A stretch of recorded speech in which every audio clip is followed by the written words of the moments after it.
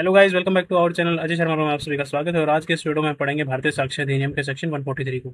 इससे पहले वाले लेक्चर में हमने सेक्शन 142 को अच्छे से समझा था, एग्जामिनेशन ऑफ विटनेसेस के बारे में। तो आज का जो हमारा लेक्चर रहने वाला है वो हमारा सेक्शन 143 डील करता है ऑर्डर ऑफ एग्जामिनेशंस के रिगार्डिंग। अगर आप लोग चैनल पर पहली बार आए हैं, वीडियो को पहली बार देख रहे हैं, तो वीडियो को लाइक करके चैनल को सब्सक्राइब जरूर कर लीजिएगा ताकि आने वाले वीडियोस की अपडेट आप तक आसानी से पहुंच सके। तो चलिए शुरू करते हैं आज के लेक्चर को।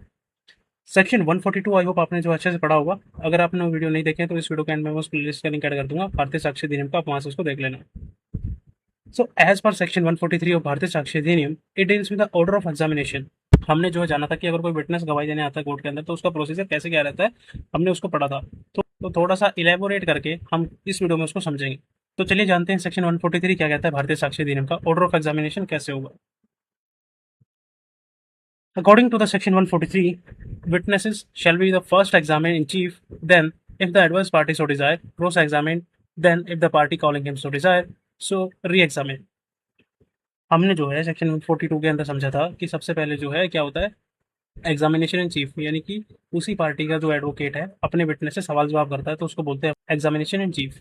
फिर सेकंड स्टेज पे क्या होता है, क्रॉस एग्जामिनेशन, जो कि एडवर्स पार्टी यानी कि सामने वाली पार्टी, जो अपोजिट पार्टी के जो एडवोकेट हैं वो उस विटनेस से सवाल जवाब करते हैं। ठीक है, तो ये हो गया क्रॉस एग्जामिनेशन। और थर्ड स्टेज होती है री एग्जामिनेशन की। री एग्जामिनेशन में क्या होता है, री एग्जामिनेशन में क्या होता है, जो भी एडवोकेट जो है उस विटनेस को पहली बार लेके आए थे जिसका एग्जामिनेशन चीफ उन्होंने किया था, तो उसी का जो है वो सेम पार्टी के एडवोकेट, बेसिकली हम बोलेंगे उनको कि वो उनका एग्जामिनेशन करेंगे, तो उसको बोलते हैं हम लोग री एग्जामिनेशन, यानी सवाल जवाब पूछेंगे उससे। ठीक है, तो देखो हमने क्या समझा, सबसे पहले क्या होगा examination in chief, second cross examination की स्टेज होगी, एंड थर्ड री एग्जामिनेशन की स्टेज है जो हमारी रहने वाली है।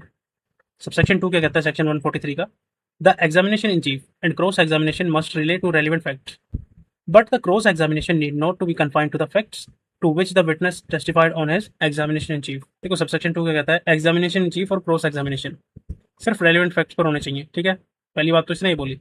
फिर साथ ही क्या कहता है, लेकिन जो क्रॉस एग्जामिनेशन है सिर्फ वही फैक्ट्स तक लिमिटेड नहीं होगा जो एग्जामिनेशन इन चीफ में आए थे।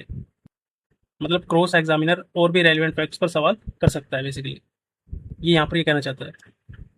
एंड थर्ड जो लास्ट है हमारी री एग्जामिनेशन की, उसके बारे में क्या बताया, सब सेक्शन 3 क्या कहता है, the re examination shall be directed to the explanation of matters referred to in cross examination, and if new matters is by permission of the court introduced in the re examination, the adverse party may further cross examine upon that matter। अब जो third stage होती है हमारी re examination की, इस re examination का purpose क्या होता है, सिर्फ उन्हीं मैटर्स को क्लैरिफाई करना जो क्रॉस एग्जामिनेशन में आए थे।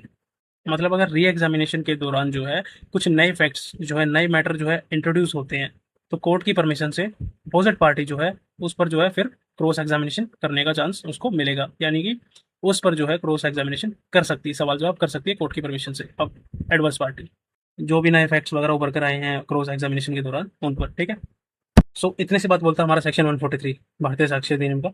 आई होप आपको जो है अच्छे से क्लियर हो गया होगा। आपको कोई डाउट भी रहता है तो मेरे को कमेंट सेक्शन में बता देना। So thanks for watching guys. That's all about section 143 of Bharatiya Sakshya Adhiniyam. I hope you really enjoyed this video. So don't forget to like, share and subscribe. Ajay Sharma. I hope आप